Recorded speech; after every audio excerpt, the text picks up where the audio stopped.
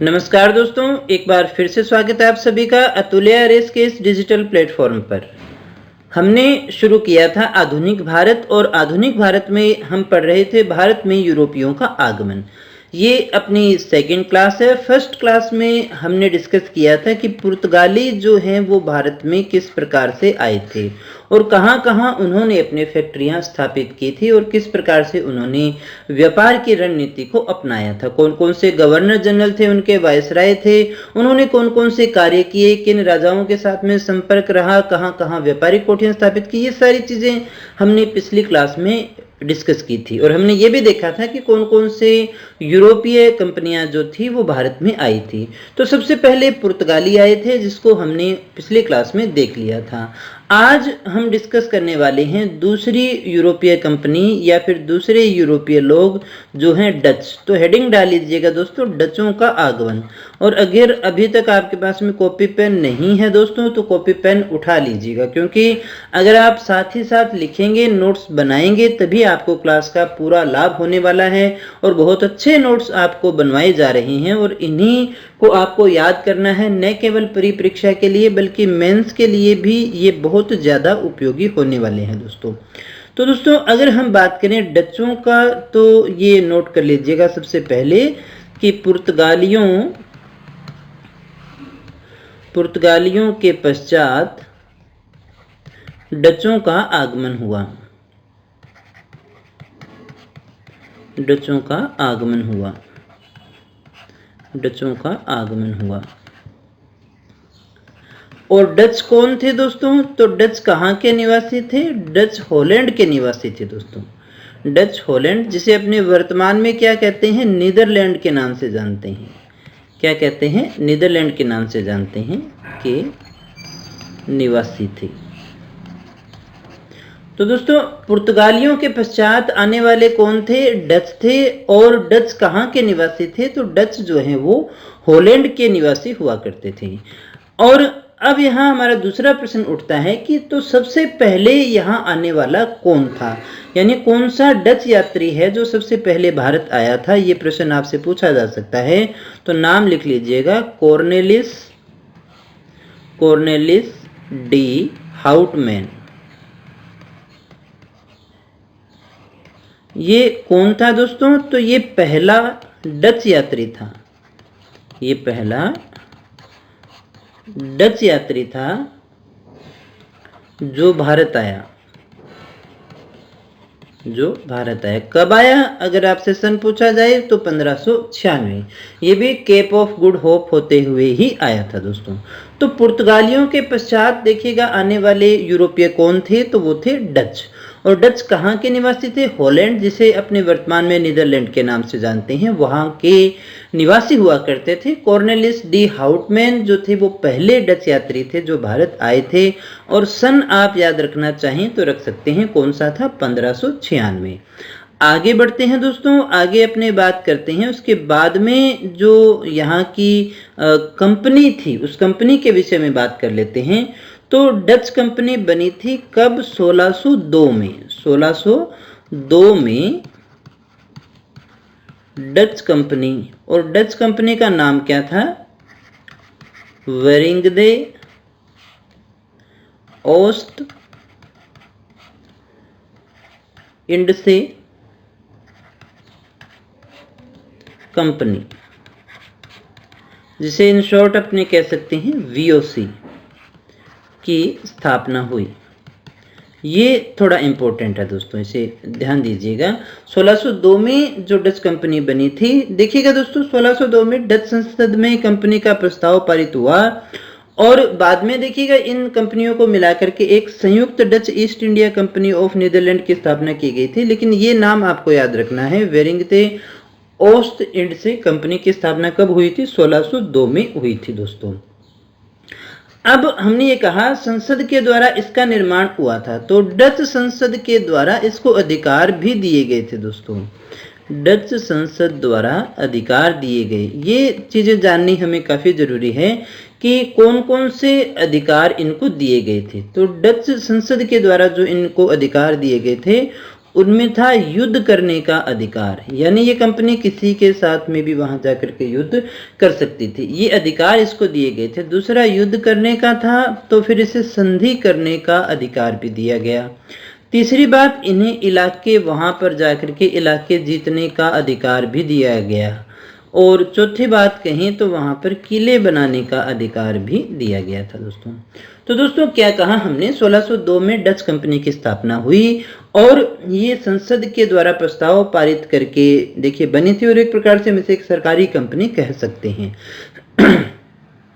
तो इसको संसद के द्वारा अधिकार दिए गए कि कंपनी जो है वो चाहे तो युद्ध कर सकती है, संधि कर सकती है, इलाके जीत सकती है और वहां किले भी बना सकती है दोस्तों। और इन्हीं कंपनियों को मिलाकर के बाद में देखिएगा एक संयुक्त कंपनी बना दी गई। इन्हें मिलाकर एक नई कंपनी बनाई गई थी, या फिर हम कहें यूनाइटेड, इसका नाम लिख लीजिएगा, United east India company of Netherlands.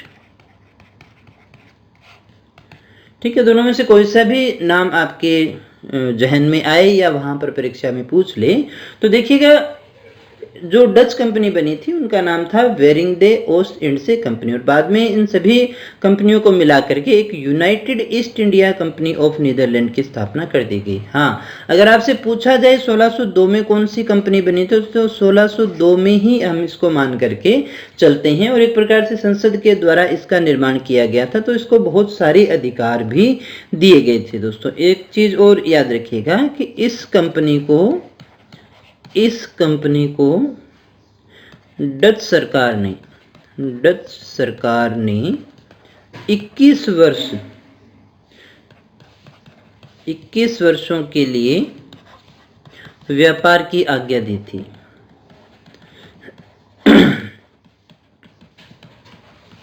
तो दोस्तों कितने वर्षों के लिए इसको आज्ञा दी गई थी, यानी ये 21 वर्ष तक जो है वो अपने व्यापार कर सकती थी दोस्तों।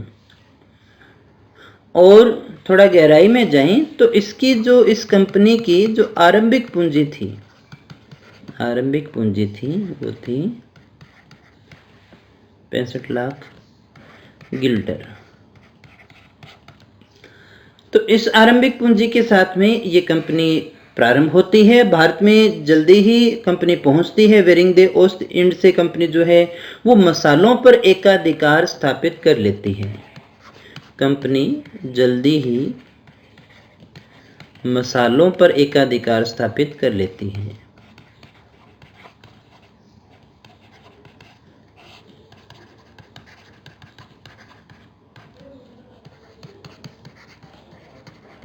तो कंपनी क्या करती है, भारत में आती है और मसालों पर एकाधिकार स्थापित कर लेती है। हालांकि जो डच कंपनी थी उसका प्रारंभिक उद्देश्य केवल व्यापार था। इसी कारण वो जो है अपनी जो उनकी बस्तियां थी उनको अन्य कंपनियों के समान दुर्गीकृत नहीं करती है दोस्तों। अन्य कंपनियों से अलग दिखने की चाह और शासकों, वहां के उस समय के भारत के जो शासक थे उनकी नजर में पाक साफ रहने के कारण ही उन्होंने ऐसा किया था। तो एक चीज हमें जहां पर जो नोट करनी है वो ये है कि अन्य कंपनियों के समान दुर्गीकृत नहीं किया। अन्य कंपनियों के समान दुर्गीकृत नहीं किया, यानी बाकी जैसे कंपनियां जो पहले पुर्तगाली कंपनी आ चुकी थी या अन्य जो कंपनियां थी उनके समान इन्होंने अपनी कंपनियों को दुर्गीकृत नहीं किया। अब जो प्रश्न बनता है वो ये है कि दुर्गीकृत क्यों नहीं किया दोस्तों। तो इसका अपने एक कारण ये मानते हैं कि एक तो इस कंपनी का, डच कंपनी का जो प्रारंभिक उद्देश्य था वो केवल व्यापार का ही था, इसलिए उन्होंने ऐसा नहीं किया, केवल वो व्यापार करने के लिए आई थी दोस्तों। दूसरा कि ये अन्य कंपनियों से अलग भी दिखना चाहती थी और भारत के जो शासक थे उनकी नज़र में पाक साफ रहना भी चाहती थी दोस्तों। लेकिन उनके मूल उद्देश्यों में आक्रमण और विजय भी शामिल थे, जैसा कि हमने ये देखा कि संसद के द्वारा उनको क्या क्या अधिकार दिए गए थे दोस्तों। लेकिन फिर भी उन्होंने अभी तक ऐसा कोई कार्य नहीं किया था दोस्तों, क्योंकि वो जो यहाँ के शासक थे उनकी नज़र में पाक साफ रहना चाहते थे और जल्दी से जल्दी अपने व्यापार को बढ़ाना चाहती थी दोस्तों। यहाँ एक चीज़ आप और देखेंगे कि डच जो हैं वो प्रारंभ में इंडोनेशिया तक ही सीमित थे या केंद्रित थे, इंडोनेशिया तक केंद्रित थे और मसालों के व्यापार में संलग्न थे। यानी उनका मूल जो स्थान था, मूल जो कार्य था वो कहाँ तक था, इंडोनेशिया तक ही था और वहीं पर वो क्या करते थे, मसालों का व्यापार किया करते थे दोस्तों। भारत से संपर्क में आए और इसके बाद में जो इनके अंदर है सूती वस्त्रों का जो है व्यापार शामिल हुआ दोस्तों। भारत से संपर्क में आने के बाद, जैसे ही वो भारत से संपर्क में आए, भारत से संपर्क में आने के बाद व्यापार में सूती वस्त्रों को शामिल किया गया।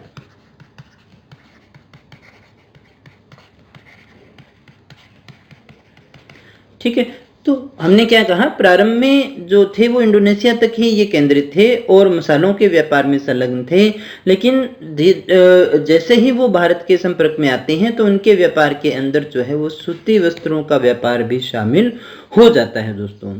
अब देखिएगा जो आगे हमें जानना है कि यहाँ पर आकर के वे क्या करेंगे, तो यहाँ पर कारखाने या जिसे अपने कहते हैं फैक्ट्री, फैक्ट्री असल में एक प्रकार का गोडाउन टाइप ही हुआ करता था जहाँ पर कंपनी के जो कर्मचारी हैं, लोग हैं, वो रहते थे, माल आता था और आगे से आगे डिलीवर हुआ करता था। इस प्रकार से था। हमने फैक्ट्री का तात्पर्य यहाँ पर उत्पादन से बिल्कुल भी नहीं लेना है, जैसा कि आज के संदर्भ में अपने देखते हैं कि फैक्ट्रियों में क्या होता है, उत्पादन होता है दोस्तों।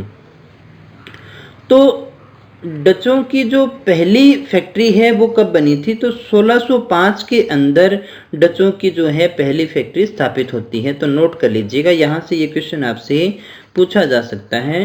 डचों 1605 में भारत में सर्वप्रथम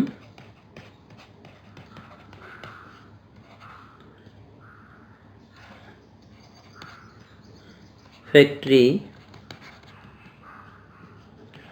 मसूलीपट्टनम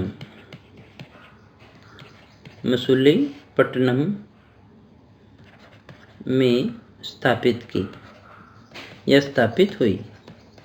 देखो, पहली फैक्ट्री अगर आपसे पूछा जाए कौन से तट पर है दोस्तों, ये पूर्वी तट पर है। कहाँ पर स्थापित की इन्होंने, पूर्वी तट पर। देखिएगा मसूलीपट्टनम नामक जो स्थान है वहाँ पर 1605 के अंदर जो है अपनी पहली फैक्ट्री को स्टेब्लिश करते हैं, पहली फैक्ट्री यहाँ से स्थापित होती है। ये क्वेश्चन आपसे बहुत बार पूछा जा सकता है। और आगे चलकर इसके बाद में देखिएगा, आगे चलकर ये नेगापट्टनम या जिसे हम कह सकते हैं नागापट्टनम को मुख्यालय बनाते हैं। इनका मुख्यालय कौन सा हो गया, नागापट्टनम हो गया दोस्तों। तो वैसे आप देखोगे तो ज़्यादातर इनका जो कार्य है वो पूर्वी हिस्से से ही संबंधित था, क्योंकि हमने ये अभी भी देखा था कि इनका जो संपर्क था वो इंडोनेशिया से ज़्यादा था दोस्तों। तो इसी प्रकार से बैलेंस रखने के लिए आपको पूर्वी तट पर इनकी फैक्ट्रियां भी देखने को मिलती हैं।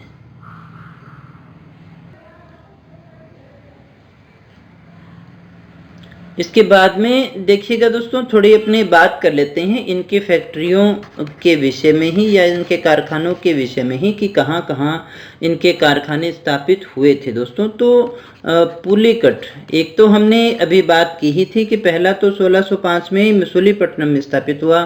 पुलिकट वाला बना था 1610 में। फिर देखिएगा इन्होंने सूरत में भी बनाया 1616 में। फिर आता है विमलीपट्टनम वाला है 1641 का। करिकाल में बना 1645 में। फिर चिंसुरा वाला काफ़ी ज़्यादा इम्पोर्टेंट है, इसको अलग से भी देखेंगे अपने 1653 में। इसके अलावा देखिएगा कोचीन था 1663 में। कोचीन के बाद में देखिएगा कासिम बाजार जो कि पटना में है, कासिम बाजार पटना। इसकी जो स्थापना हुई थी वो हुई थी 1616 में। एक आता है अपना बालासेर और नेगापट्टनम इनकी हुई थी 1658 के अंदर।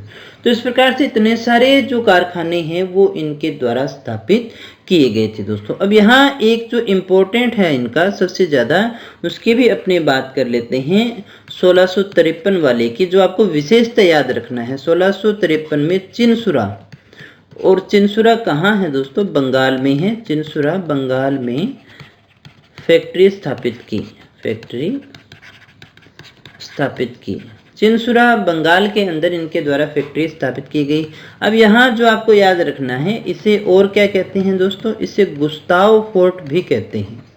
इसे हम और क्या कहते हैं? गुस्ताव फोर्ट भी कहते हैं। इसका अन्य नाम क्या है? Gustav fort. और यहाँ पर क्या थे दोस्तों? यहाँ पर प्रशासनिक नियम बनाए जाते थे। यहाँ पर कार्य क्या होता था? प्रशासनिक नियम बनाने का कार्य इनके द्वारा किया जाता था दोस्तों। एक और जो हमने यहाँ से बात की थी फैक्ट्री की, पुलिकट की। पुलिकट इसलिए इम्पोर्टेंट है कि यहाँ पर इनके जो स्वर्ण सिक्के हैं, स्वर्ण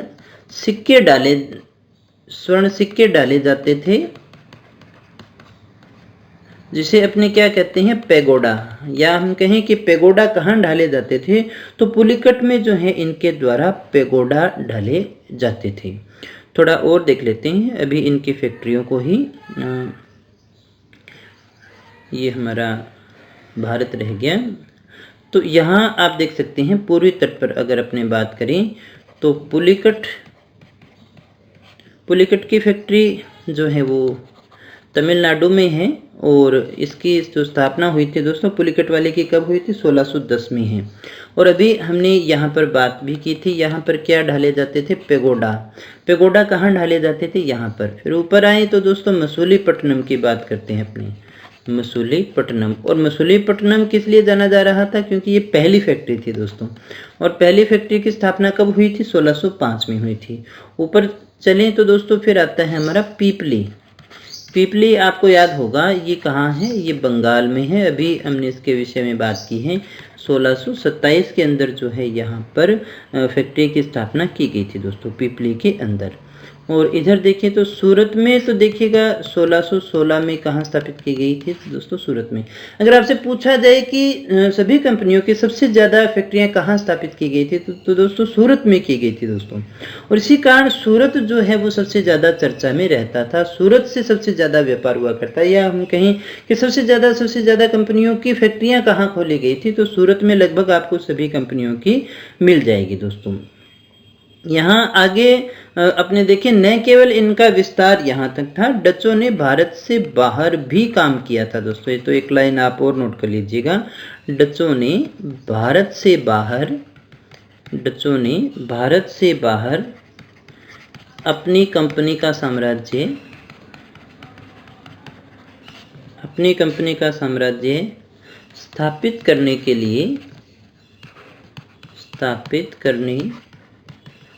लिए 1613 में जकार्ता को जीता। किसको जीता दोस्तों? जकार्ता को जीता, और बेटबिया नामक नए नगर की स्थापना की।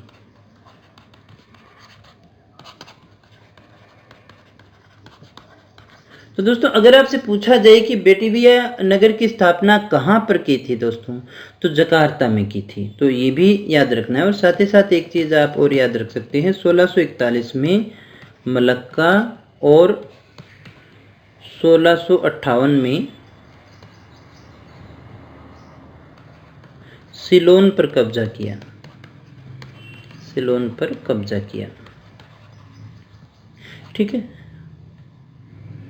आगे बढ़ते हैं दोस्तों। अब हम थोड़ी सी इनके बात कर लेते हैं व्यापार के विषय में। इनका जो व्यापार है वो किस तरह से होता था और ये कौन कौन से चीज़ों का व्यापार किया करते थे। तो यहाँ जो सबसे पहले बात आती है कि डचों ने भारत से किन किन चीज़ों का व्यापार किया? तो नील का व्यापार किया, शोरा का व्यापार किया और सूती वस्त्र का व्यापार किया। भारत से ये क्या करते थे, इनका निर्यात करते थे दोस्तों। भारत से निर्यात में क्या हो गया, नील, शोरा और सूती वस्त्र का निर्यात किया करते थे। अगर इसमें से भी आपसे पूछा जाए कि मुख्य रूप से किसका जो है निर्यात किया करते थे, तो वो सूती वस्त्रों का निर्यात किया करते थे। मुख्य निर्यात किसका था, इनमें से सूती वस्त्रों का था दोस्तों।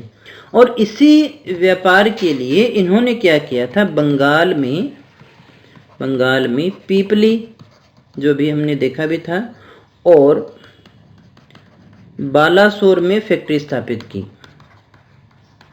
बालासोर में फैक्ट्री लगाई और यहीं से देखिएगा इन्हीं जो फैक्ट्रियां थी, यहीं से इनके द्वारा जो है वो सूती वस्त्र, अफीम, रेशम और शोरा का जो निर्यात है वो किया जाता था दोस्तों। यहाँ से वो इनका निर्यात किया करते थे दोस्तों।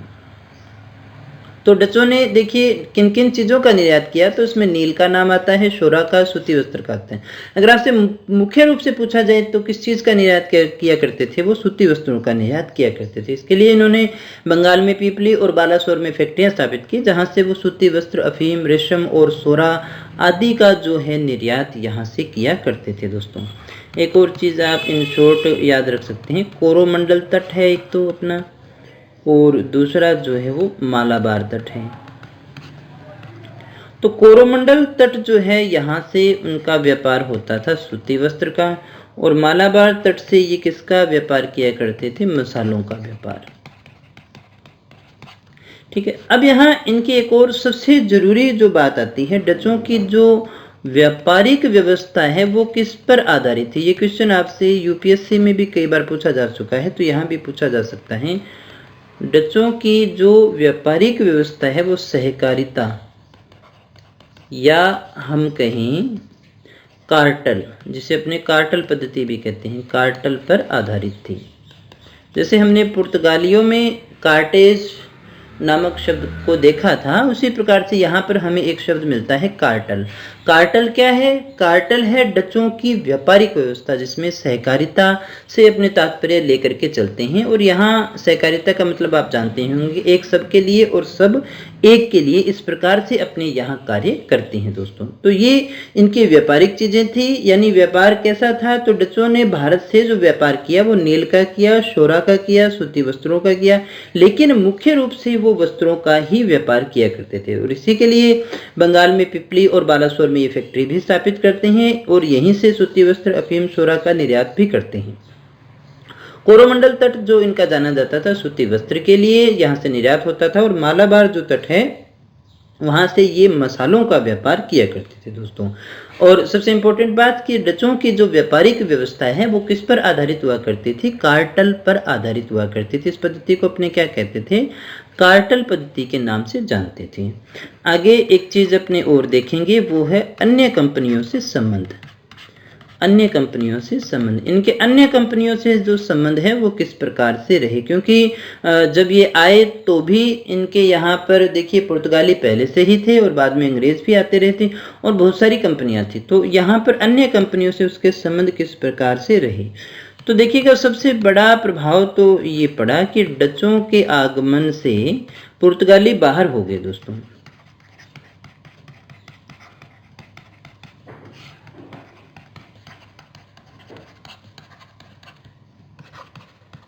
डचों के आगमन ने क्या कर दिया, पुर्तगालियों को भारत से बाहर कर दिया और भारत के सारे जो व्यापारिक केंद्र थे उन पर अपना अधिकार कर लिया।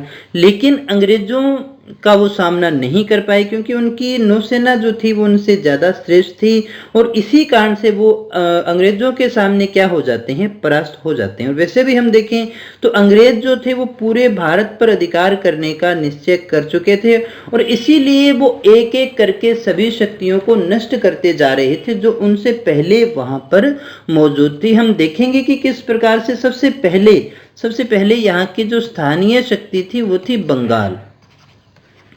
यहाँ की जो स्थानीय शक्ति थी वो थी बंगाल और इस बंगाल को षड्यंत्र और कूटनीति के द्वारा वो पराजित कर करके अपने अधीन कर लेते हैं दोस्तों। और इसीलिए उन्होंने डचों को भारत से निकालने के लिए एक अंतिम युद्ध लड़ा 1759 का, जिसे अपनी बेदारा का युद्ध कहते हैं। उस अंतिम युद्ध के अंदर अपनी नौसेना के जरिए वो डचों को परास्त कर देते हैं और उनके व्यापारिक केंद्रों पर भी अधिकार कर लेते हैं दोस्तों। तो इस प्रकार से डच आते हैं और अपनी फैक्ट्रियां स्थापित करते हैं, व्यापार भी बढ़ाते हैं, सूती वस्त्रों का मुख्य व्यापार करते हैं। लेकिन वो जब स्टेब्लिश होना चाहते हैं तो उनका सामना अंग्रेजों से होता है दोस्तों, लेकिन वो उनका सामना नहीं कर पाते क्योंकि उनके पास में नौसेना इतनी अच्छी नहीं थी। और वैसे भी अंग्रेज जो थे वो पूरी तरह से तैयार थे, वो अधिकार ही करना चाहते थे, इसलिए एक एक करके उन्होंने सभी शक्तियों को नष्ट करना शुरू किया। और सबसे पहले जो यहाँ की हमारी स्थानीय शक्ति थी बंगाल को बाहर किया। और उसके बाद में देखिएगा जो है इनको भी बेदारा के युद्ध में अंतिम रूप से बाहर निकाल देते हैं और इनके सभी व्यापारिक केंद्रों पर भी ये अधिकार कर लेती है दोस्तों। तो यहां तक हमने देखा अन्य कंपनियों से संबंध। तो यहां जो आपको नोट करना है, एक चीज आप नोट कर सकते हैं कि जो अपना बेदारा का युद्ध है उसको थोड़ा सा नोट कर लीजिएगा। 1759 के बेदारा के युद्ध में अंग्रेजों ने डचों को हरा दिया।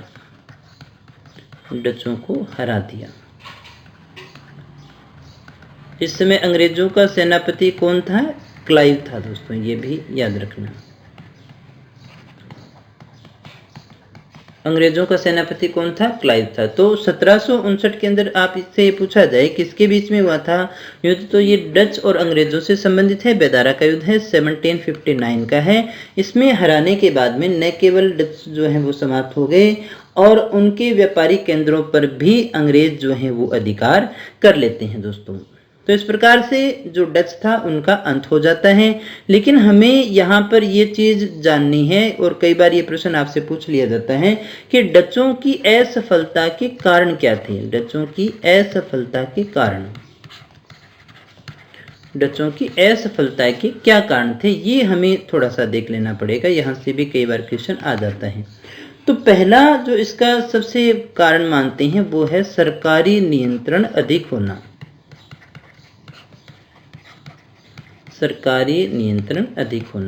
जैसा हमने स्टार्टिंग में ही देखा था कि डच जो कंपनी आई थी तो संसद के द्वारा इनको अधिकार दिए गए थे और डच कंपनी का जो नियंत्रण है वो सीधे सीधे डच सरकार के हाथ में था, जिससे कंपनी अपनी इच्छा अनुसार अपना विस्तार नहीं कर सकती थी। और यही बात जो है वो इनके पतन का कारण भी बनती है, सरकारी नियंत्रण का अधिक होना। और सरकारी नियंत्रण अधिक होने के कारण ही उनकी नीतियों का सही ढंग से संचालन नहीं हो पाता और भारत की परिस्थितियों के अनुकूल जो है वो अपने आप से निर्णय नहीं ले पाती है। जब तक वहां से डिसीजन आते थे तब तक बहुत देर हो चुकी होती थी और इसी कारण से उनका जो व्यापार है वो सिमट जाता है दोस्तों। दूसरा जो अपने यहाँ कारण ले सकते हैं, एक तो सरकारी नियंत्रण था। सरकारी नियंत्रण के कारण ही अयोग्य पदाधिकारियों की नियुक्ति की गई थी दोस्तों।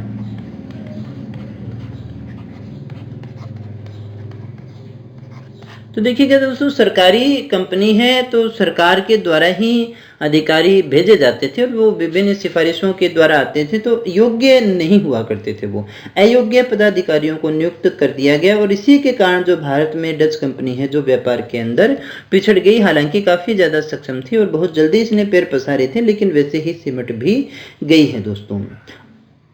एक अपने याद रख सकते हैं कि भारत में वो जो आई थी, जैसा हमने देखा था, भारत से संपर्क में आने के बाद में उसने सूती वस्त्रों का व्यापार किया, तो सूती वस्त्र के व्यापार के लिए आई थी, लेकिन प्रारंभ से ही कोई सुदृढ़ आर्थिक स्थिति, साम्राज्य निर्माण, अन्य कंपनियों को परास्त करने में लग गए थे दोस्तों।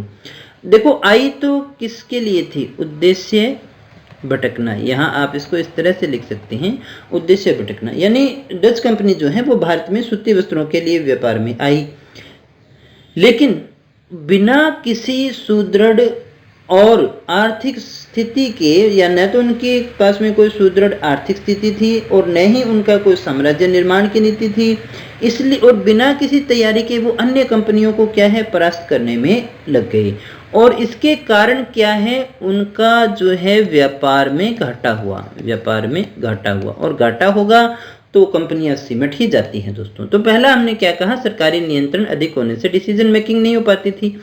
सरकारी नियंत्रण के कारण ही अयोग्य पदाधिकारियों की नियुक्ति हो गई। दूसरा कि इनका जो उद्देश्य आए तो थे ये सूती वस्त्रों के व्यापार के लिए, और बिना किसी नीति के, बिना किसी आर्थिक सुदृढ़ता के ये अन्य कंपनियों को पछाड़ने में लग जाते हैं, इसलिए उनको व्यापार में भी घाटा हो जाता है और इसीलिए धीरे धीरे वो क्या हो जाते हैं, समाप्त हो जाते हैं। और एक और सबसे बड़ा जो कारण है कि अंग्रेजों की जो नौसेना शक्ति थी वो ज़्यादा अच्छी थी, नौसैनिक श्रेष्ठ था, एक ये भी अपने मुख्य कारण मान करके चलती हैं दोस्तों। एक अंतिम इसका अपने मानते हैं कि भारतीय जो शासक थे, डचों को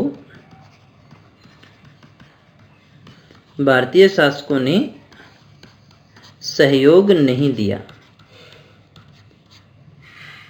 तो यहाँ देखिएगा क्या कहा हमने, डच जो थे वो फेल कर गए क्योंकि सरकारी नियंत्रण ज़्यादा था, अयोग्य पदाधिकारियों की नियुक्ति हुई, वो अपने उद्देश्य से भटक करके अन्य कार्यों में लग गए, इसलिए व्यापार में घाटा लग गया। अंग्रेजों के नौसैनिक श्रेष्ठता भी थी, बेदारा के युद्ध में देखी गई, और साथ ही साथ जैसा सहयोग अन्य कंपनियों को भारतीय शासकों के द्वारा पुर्तगालियों को सहयोग मिला था, लेकिन डचों को भारतीय शासकों का कोई सहयोग नहीं मिलता है। इस कारण से जो है जो ये डच कंपनियां हैं ये फेल हो जाती हैं दोस्तों।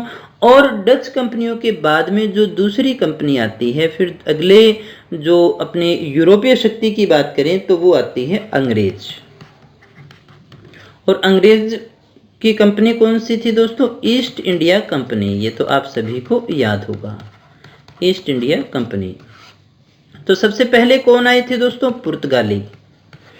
पुर्तगालियों के बाद में कौन आए थे, डच, और डचों के बाद में कौन से आए, अंग्रेज।